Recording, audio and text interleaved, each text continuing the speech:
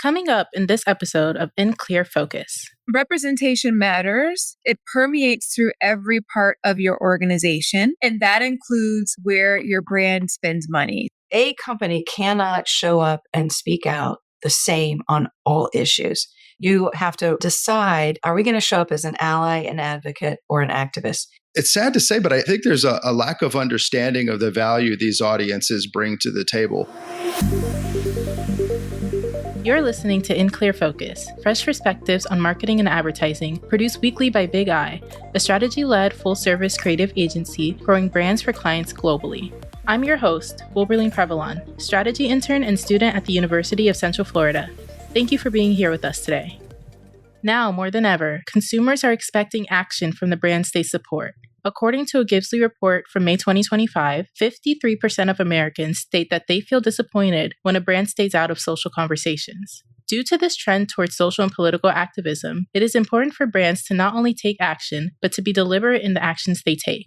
Today, we'll hear from several experts who have been guests on previous episodes of In Clear Focus as we uncover the importance of understanding cultural nuance when marketing to LGBTQIA+ and minority communities. To start, Pepper Miller is a distinguished market researcher, author, and thought leader specializing in multicultural marketing with a particular focus on the Black American consumer market. In 1995, she founded the Hunter Miller Group, a Chicago-based market research and strategic planning firm dedicated to helping organizations understand and effectively engage with Black audiences. She is the author of 3 influential books, What's Black About It?, Black Still Matters in Marketing, and her latest work, Let Me Explain Black Again, which explores the blind spots and insights essential for understanding Black culture and perspectives in marketing. In her book, Pepper identifies blind spots that prevent businesses and brands from getting it right with their Black customers. So I often talk about the top 3, the avoidance of America's history, misunderstanding the language of Black culture, and Black identity. So the number one insight and blind spot about Black people, and I've been talking about this for years and years, is not understanding our history. Black people, U.S.-born Black people in particular, have this lens in terms of how we see ourselves and how we perceive how others see us, this historical lens. And as a result of that historical lens and slavery that is the reason behind the lens, it's the why behind the lens, we have different beliefs and behaviors. And the different beliefs and behaviors, we don't leave that in our households. When we go out of our dwellings, we take our Blackness and everything in this lens with us, and how we see things and how we perceive how others see us. And it is the most important insight for understanding Black people, because all these beliefs and behaviors, they ladder back up to it.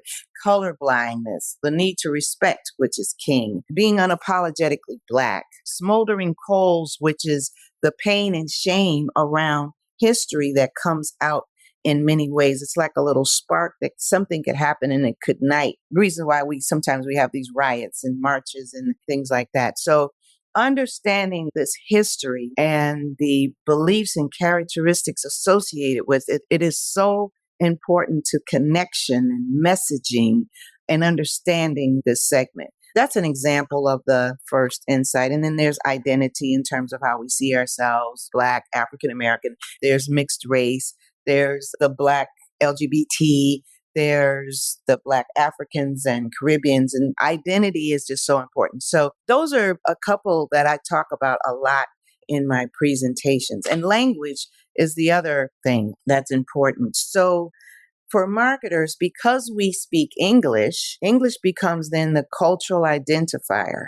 And I've heard it's been said in my presence and not, they speak English, don't they? As a reason for not investing in Black research, Black marketing, Black advertising. My response is, yes, we speak English, or yes, I speak English, and are you talking to me? So helping them understand the importance of language and how we talk to each other, and not necessarily ebonics, but how our culture is intertwined with our language, the language of Blackness and what we see and what we do. And that's really important as well. Recognizing that marketers may not be aware of their own blind spots, Pepper suggests taking a fresh perspective. I think one of the biggest stereotypes about Black people that's related to our history is stereotyping. And it's been this cloud that continues to hover over Black people. Some whites say, suck it up. What's wrong with y'all? We had Barack Obama and you got these leaders and the West. What's wrong with the rest of you people? And they have these stereotypical messages about us. If one Black person does something wrong or smaller groups, then that's all of us. So an opportunity in terms of an actionable step is to make it the mission to overcome stereotyping. One of the examples that I talk about are Black men and how they are stereotyped. When we think about crime, like that's one of the platforms for getting elected today with politicians. And when you think about crime, it's usually Black or brown people and mostly Black people. And then that becomes Black men. And then we hear on the news about the carjacking and the shootings. And it's all Black men are like this. And that is so not true. And I show a lot of commercials how they're starting to show Black men as caring caretakers. And usually that comes from Black agencies. And there's been a commercial done by Amazon about this Black guy who's a security guard that wants to be a chef. And he buys these knives and cooking utensils from Amazon, and he's practicing his cooking and he's sharing it with one of his coworkers. It is so wonderful, but it is a stereotype breaker because it shows this guy, Black man, typically might be a security guard, who has a desire to do something else. But it's what we see versus what white America sees. We see more and we see differently. We tend to scrutinize commercials and images about our culture differently. And that's an example of overcoming a stereotype, showing a Black man who wants to progress. And what I learned is when you get it right with Black people, you get it right with mainstream. If that had been a white guy that was going through that, I just don't think it would have the same impact on Black people. We're like, yeah, we get it. But because of that, it's positive realism. It's what we know in our community. So this mission to overcome stereotyping is important. And there's a lot more speaking to us in terms of what matters. But that's an example because I know we have limited time here. For young people hoping to pursue a career in research and marketing, Pepper offers this advice. Don't be afraid to bring your culture and history to the table. It helps people understand and learn, and it expands the learning and insights process. And then to work for positive change. The research industry is notoriously not diverse. 70% of the research industry is white, 13% is Asian, and I think 10% is Hispanic, and only 4% is Black. And then Native American is point something. So we need to work for positive change. As we just heard from Pepper Miller, true cultural understanding begins with acknowledging history, identity, and language. For marketers, that means recognizing the deeply rooted experiences that shape how different communities engage with brands. But insight alone isn't enough. Action is crucial. That means moving beyond surface-level gestures to create messaging that's grounded in authenticity and respect. With a buying power of $1.6 trillion in 2020, Black consumers are key influencers in culture, especially in music, fashion, and entertainment. Understanding this group is essential for brands aiming to connect with diverse audiences. Now we'll hear from Sonia Thompson, an expert in inclusive marketing, customer experience strategist, and CEO of Thompson Media Group, as well as a former Johnson & Johnson marketer and regular contributor to Forbes and Inc. magazine. So inclusive marketing is all about acknowledging all the many ways in which people are different, and then intentionally choosing which of those differences you are going to serve as a brand, and then incorporating the ones that you've selected throughout all parts of your marketing mix. Sonia shares common misconceptions marketers and brand managers have about the Black community. This is a pet peeve of mine. Whenever people assume that the Black community doesn't have any money, so whenever they feel like they want to reach out and engage the community, sometimes the default is, what types of programs do we need to do to offer some type of financial assistance or scholarships, things that have an economic solution to them, when there are groups of the population that may struggle economically, but that exists with all groups. all racial and culturally ethnic groups across the US. And I think that while there is systemic challenges that have impacted the Black community in particular, that hasn't allowed us consistently collectively to advance in as many areas, the assumption shouldn't be that we're all poor and economically starved. I remember I was having a conversation with some girlfriends, and there was something that came out that kind of had that air of it. And she's like, am I poor? Right? Not that there's anything wrong with it, but we just don't think of ourselves in that way. That's not our lived experience. And it feels insulting that that's what people immediately equate with people who are from this community. So, what are some of the ways Sonia typically helps brands get to know customer groups with whom they have no connection in terms of their cultural identity or ethnicity? I worked with 2 healthcare brands and did something similar where I helped them develop a deeper degree of customer intimacy for the people that they served. And that included doing some in-depth interviews, one-on-one interviews where I was the moderator. And that was significant because the process of seeing me and someone who looked like them, we were able to develop a very clear rapport very quickly, which allowed me to dig in deep on some of the topics that we were exploring. And they shared things with me that they probably wouldn't have shared with somebody else who didn't look like them. So that was interesting, in particular because we explored the role race played in their decision-making and their perceptions and how they felt they were treated. And ultimately, that was going to impact their experience with the brand later on. Now, we're exploring the role of race, not just with the brand, but just overall within healthcare. But knowing what role race played and exploring what role it did play gave the team a deeper degree of customer intimacy and cultural intelligence that would allow them to better tailor their programming and their support for this community because they had a much deeper understanding of who they were. So that was one thing. And another project that I'm excited about is I'm helping another client also in the world of healthcare. And we are helping them with their Spanish engagement strategy, in particular from a customer experience standpoint. So that includes helping them with their translations, of course, but beyond that, engaging Spanish speakers isn't just about translating content that already exists. It's about how can you develop a full-on experience with them in mind that makes them feel seen and like they belong, and that delivers a stellar customer experience that isn't diminished because they speak or prefer a different language from English. Following the international protests in support of the Black Lives Matter movement, the 15% pledge started as an online campaign that asked large retailers to commit to allotting 15% of their shelf space to Black-owned brands. Now, it should be noted that Sephora was the first large retailer to sign on to the pledge. But as we've seen recently with widespread boycott of Target by Black Americans, consumers can turn their purchasing power into a form of activism. What's Sonia's take?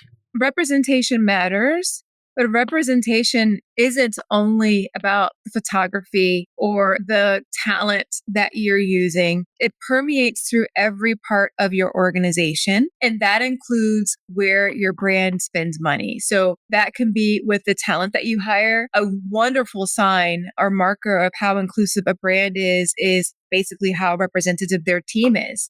It's one thing to say, hey, we value the Black community or people of color or the LGBTQ plus community. But if you don't have any of the people from that community on your team, it doesn't feel like you are as genuine about it or you haven't put your money where your mouth is, right? The same goes for supplier diversity. If you say you value diversity and you value other communities that are traditionally underrepresented and underserved, that isn't just about reaching out to engaging people who can buy from you. It's also about making sure that you are buying from people who are parts of these communities. You are investing in people who are parts of the communities, and you're being very intentional about doing it. That is a sign of a company that is serious and they are committed to diversity, equity, inclusion, and belonging. Whenever they put policies in place and their investments to run their business match up and they are aligned with representative of the communities that they're serving. So there's always going to be a positive, not only because it showcases the commitment of the company, but it should help these brands serve their customers better. So in the case of Sephora, having this 15% pledge and investing and making sure that they get to having 15% of the population, 15% of their suppliers be from the Black community makes a lot of sense if the Black community is just under 15%. So it allows them to better have products and services and resources that meet the needs of the customer. So it's a win-win-win all around. Sonia offers advice on how teams that design products or are responsible for crafting in-store experiences can ensure that they're taking an inclusive approach. Bake inclusivity into the process from the very beginning. I think a lot of brands do what they're going to do. They build their plans, they build their materials, they build their campaigns, and then the last 10%, they start thinking about how can they make sure that it's inclusive. It's like they're doing a check at the end and figuring out, okay, well, we might need to make some tweaks versus starting from the beginning of the process and baking inclusivity into it from the very beginning. So, for instance, my husband is from Argentina. He's a new immigrant here to the US, and he still very much operates in Spanish. So whenever we moved, we had to get a new car. We had to get 2 new cars, of course. So I have mine. He has his car. Everything is in Spanish, right? The dashboard where you've got the radio, all the other controls and different things, the control panel, I think that's what you would call it. It's all set up in Spanish. His cell phone, whenever we got here, we had to get a cell phone. It's all configured and set up in Spanish. Whenever we watch TV, if we're watching Netflix, for instance, we watch it in English, but there are Spanish subtitles. These are all brands who didn't think about inclusivity at the end. They baked it into their product development process. Each of them has done it in different degrees, but they thought about who are all the different types of people who have the problem that our brand solves? How might they be different? So how can we deliver products, services, and experiences that allows them to participate, that allows them to be successful, that allows them to solve the problem that we help them with, even with the differences that they have? And you have more leeway to figure out what are the right solutions to bring more people along when you plan for it at the beginning versus doing it at the end and figuring out how can you retrofit, or even if you can retrofit it at the end. Let's take a short break. We'll be back after this message. In partnership with our friends at Kogan Page, June's Bigeye Book Club selection is Data-Driven Customer Experience Transformation. Optimize your omnichannel approach. The book's author, Professor Mohammed Zaki of the University of Cambridge, delivers an essential guide to creating consistent, exceptional customer experiences across digital, social, and physical channels. Data-driven customer experience transformation shows you how to leverage AI and data analytics to predict engagement, understand customer loyalty, and forge stronger relationships. Through rigorous research and compelling case studies from organizations including Microsoft, KFC, and Emirates Airline, Mohammed demonstrates how to design and implement customer experiences that drive growth and build brand loyalty. As an In Clear Focus listener, you can save 25% on data-driven customer experience transformation when you order directly from the publisher at koganpage.com. Just enter the exclusive promo code BIGEYE25 at checkout. Shipping is always complimentary for customers in the US and the UK. In our increasingly complex omnichannel world, let data-driven customer experience transformation be your guide to delivering exceptional customer experiences. Welcome back to In Clear Focus. I'm Wilberline Previlon, Bigeye's Insights and Strategy intern, and we're discussing inclusivity in marketing. Next, we'll hear from Sandy Skees, Executive Vice President, Global Purpose and Impact Lead at Porter Novelli, and the author of Purposeful Brands, How Purpose and Sustainability Drive Brand Value and Positive Change. Discussing Chapter 7 of her book, Sandy explains the difference between the 3 brand personas: ally, advocate, or activist. So anytime a company articulates its purpose, there's an expectation that that company more and more is going to show up and speak out on social issues in particular. And we're seeing this over and over today, especially. That's the expectation. It started at COVID, certainly after the murder of George Floyd and the Me Too and Black Lives Matter movements. You see an expectation that companies speak out. In my theory of change, and in the book, what I talk about is a company cannot show up and speak out the same on all issues. It doesn't make sense from a business standpoint. And so the first thing is to look at the issues that are relevant to your business and then decide, are we going to show up as an ally, an advocate, or an activist? An ally means we are going to have a more passive, we're here, we agree, we know this issue is important to our employees, and we recognize that these are important issues. That's sort of allyship. Yes, we see this issue and we stand in solidarity. An advocate is willing to put a little bit more social capital, if you will, not capital in the sense of monetary capital, but more in the sense of effort in saying, you know what, we might sign a petition or sign on to a statement or stand alongside others. That's what it means to be an advocate.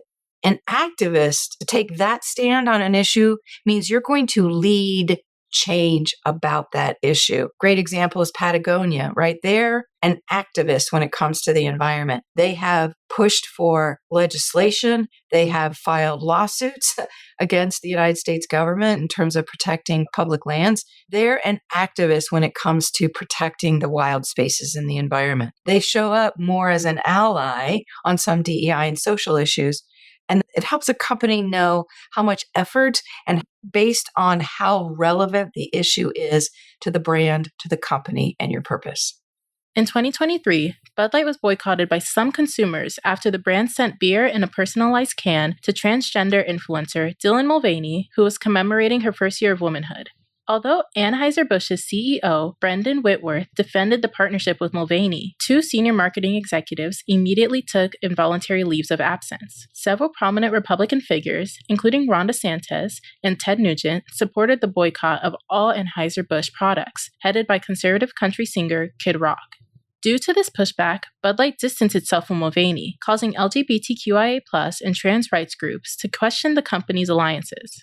According to the Harvard Business Review, Bud Light sales continued to decline, showing a negative growth of 32% by the end of 2023. Sandy Skees shared her opinion following the threat of the boycott in May 2023, including lessons to be learned and advice for companies moving forward. Can brands avoid this kind of controversy? The answer is no. When any activist group decides to take an action, in this case, it was a marketing campaign, and use it as a spark to drive outrage, there's nothing you can do about that because it isn't actually about the person necessarily. It's a means to create a bonfire of outrage over in a community that can have its outrage inflamed. But you look at a company like Nike and its support of Colin Kaepernick. They had all the same kinds of outrage online, and the company didn't suffer long term. You might have a lot of negative noise on the social networks for a while, but it'll die down. What I think is interesting here is you've had a smart marketing executive who understood where the next generation of customers are coming from and who that next generation is. By and large, Gen Z and millennials and then alpha below Gen Z, they aren't beer drinkers yet, but one day they will be. They are by and large completely accepting of the fluidity of gender and gender identity. They are more multiracial, multi-ethnic than any generation before, and they have certain expectations of the companies they buy from. And so one of those leave of absence marketing executives understood and was making an attempt in a closed system. It was products sent to a particular influencer, in this case, Dylan Mulvaney, so that Dylan could talk to her followers. That was when that post got shared beyond her network that the outrage machine started. So this was not taking a transgender influencer and putting that person over in every demographic group. It was intended to help begin to create some affinity with a young transgender affirming community. So how do they show support? I think you continue to show support and expect this kind of backlash. Know that it's coming from certain groups and build that into your plan to tolerate it and don't engage with it. So, we've seen that showing up with purpose matters, especially when it comes to LGBTQIA communities. But it's not just about choosing to show up, it's also about how you show up. That brings us to another critical point: cultural nuance. When brands try to connect with diverse communities like Hispanic and Latino audiences, assuming one size fits all just doesn't work. Let's shift the focus to a conversation with Romulo Zuzunaga and Dr. Antoinette Perez, who explored this during our Hispanic Heritage Month special. My name is Romulo Zuzunaga. I'm 25 years old. I'm from South America, Peru. I moved here when I was 23. My first language is Spanish. I grew up learning how to speak English, but all my culture is Latino. I manage a restaurant here in Lake Nona. I am Dr. Elba Antoinette Perez. I am a physician in private practice in the island of Puerto Rico. I am also the principal investigator for clinical research for Major Pharma. And here I am trying to represent as best as I can our Latino community. When it comes to creating advertising campaigns targeting Latino and Hispanic communities, Dr. Perez and Zuzunaga find this to be the most important thing for brands to consider. I do believe that brands need to consider the label of a Hispanic or a Latino is including a lot of different people. A Mexican cannot be considered to be the same person as a Puerto Rican, as a Dominican, or as a Cuban. There are subdivisions within the Hispanic community and within the Latino community. Never forget that Hispanic comes from España, and we are totally different from people from Spain. So, I do believe that sometimes they fail to see that. Also, there's like stereotypes. For example, I manage this restaurant that I told you. I manage a restaurant, but I'm also server sometimes. So for white people, every single people that speaks Spanish must be Mexican or must be from El Salvador. So believe it or not, that is the way the big companies think about their Latinos or Hispanics targets. For example, I'm Latino, but I don't need tortillas. I'm Latino, but I don't need rice and beans. And that is a huge mistake. Navigating the distinction between understanding and assuming is paramount for marketers and brand managers. Dr. Perez and Zuzunaga share some common misconceptions or stereotypes that companies should avoid when targeting Hispanic consumers. Oh, definitely. The first one is that we are not in a party mode all the time. I think that there is progress in trying not to portray Hispanics or Latinos as having a lower intellectual ability or a lower academic preparation. There are a lot of professionals, and that can be validated by the amount of Hispanic last names that you are seeing. Even in Congress, you can see it in government, you can see it in hospitals, you can see it among the professionals. We have a lot of Hernandez and Vasquez and Melendez and Perez going around.